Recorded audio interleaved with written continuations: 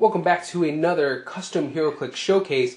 This time we're going to do things a little differently. You've already had the opportunity to see some of the Custom Heroclix figures I've created, but this time what I want to show you is a team that I've generated, 300 points, using Custom Heroclix figures I've created, as well as a Spider-Man from the What If 15th anniversary of Marvel Heroclix.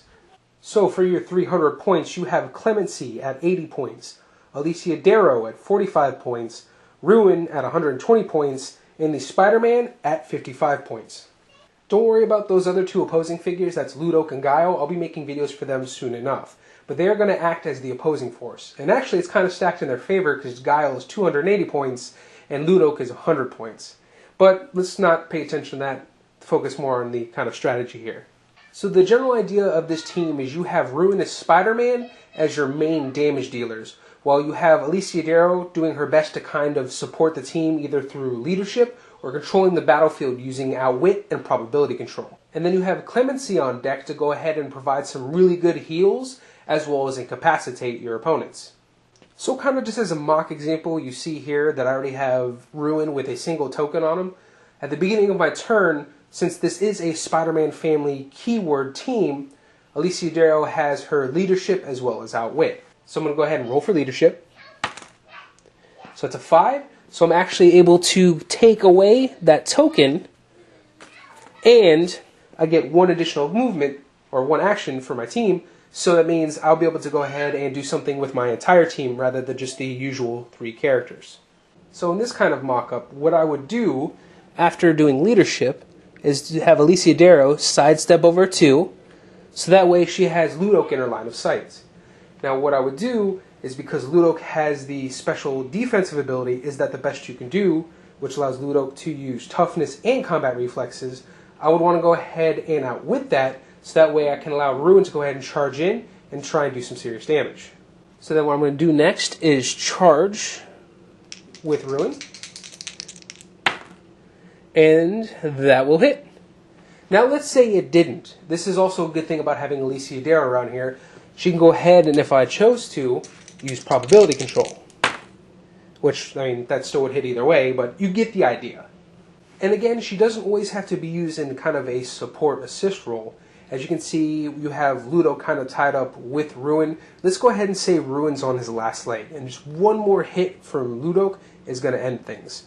So if it's my turn and I have Alicia Darrow, I can go ahead and target Ludoke either for a standard amount of damage, or since he's already tokened up once, I'm really more concerned about making sure that he's not able to do anything next turn. I can go ahead and choose to do incapacitate instead. So that would hit, and I will go ahead and add another token, at least saving Ruin's life for a turn.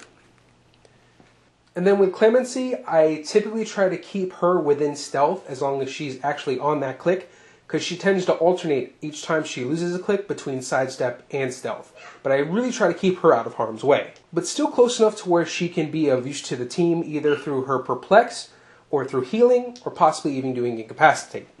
So as an example, with her Guardian Angel healing ability, since you see that Ruin already has 1 token, when I go to use support on Ruin, go ahead and roll.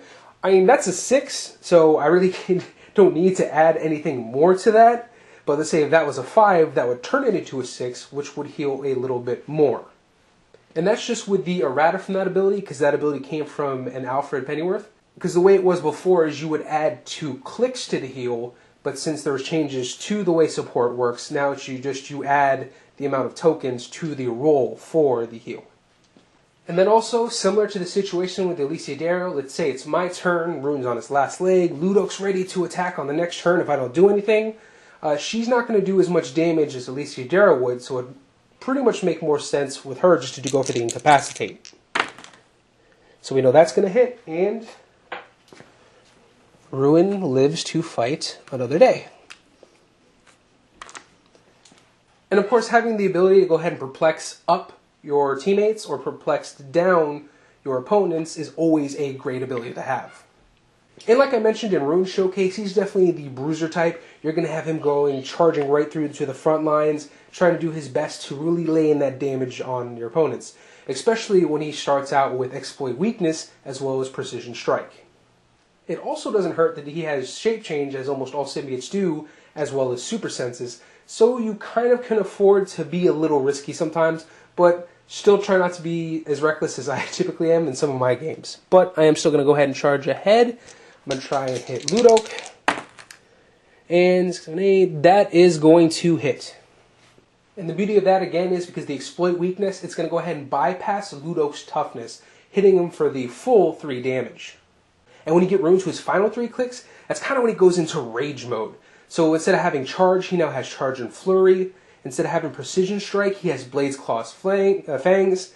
And then as far as his damage ability, instead of having exploit weakness, he has battle fury. So that's good for somebody who may be trying to slow him down, since he's already weak enough as it is, with either an incapacitate, or maybe somebody might try to mind control him to try and mess up your team. You can kind of prevent that from happening. Any general idea, too, is when you're moving him, I would suggest keeping him at least anywhere between 4 to 5 spaces away from an opposing character if you can. And the reason why I say that, you want to keep at least 5 away for a charge, or you at least want to keep him 4 away, so that way if Ruin does get hit, his symbiote team ability comes into effect, to where he in turn will damage back your opponent for 1 penetrating damage. And hopefully you're not as bad as I am in remembering that you have that ability and that you can do that 1 penetrating damage after getting hit. Spider-Man 2 is pretty straightforward. He's also going to be your other damage dealer of your team, especially with his special movement ability, which is Web Swing. Spider-Man can use hypersonic speed. When he does, modify his damage value +1 if his target is on a lower elevation than the one Spider-Man occupied when he began moving. Now, unfortunately, I can't really show that with this map, as there's no difference in elevation, but that's also the way you would kind of play him, is if you have the opportunity, always use it to where you put him on a higher elevation, he kind of comes down, dings the person for anywhere between 2 damage or so, and then kind of either puts him in safe distance or maybe has him lock up with somebody else. And I mean, that's really about it. So this is the 300-point team I've constructed, Spider-Man Family keyword, and it's comprised mostly of custom figures I've created, with the exception of the Spider-Man from the What If 15th Anniversary Marvel Heroclix set. So let me know some of your thoughts on this team and whether or not you could see yourself using this in casual play. And if you have any ideas for any kind of custom Heroclix, we would love to hear it. Definitely let us know down in the comments below. And if you enjoyed this video, please be sure to like, share, and subscribe, and ding that bell to remain notified of future videos. Follow us on Facebook, Instagram, and Twitter, and all the other social media we have listed down below. Hop on over to our Discord to go ahead and talk with the rollers, as well as the ReadyComicsRoll crew, about all things Heroclix, whether it be custom figures, meta, new sets coming out, anything you might think of. We're also on Twitch, so make sure to follow and watch the random live streams we have throughout the week. And as always, if you'd like to help us grow, head over to our Patreon and become a patron today.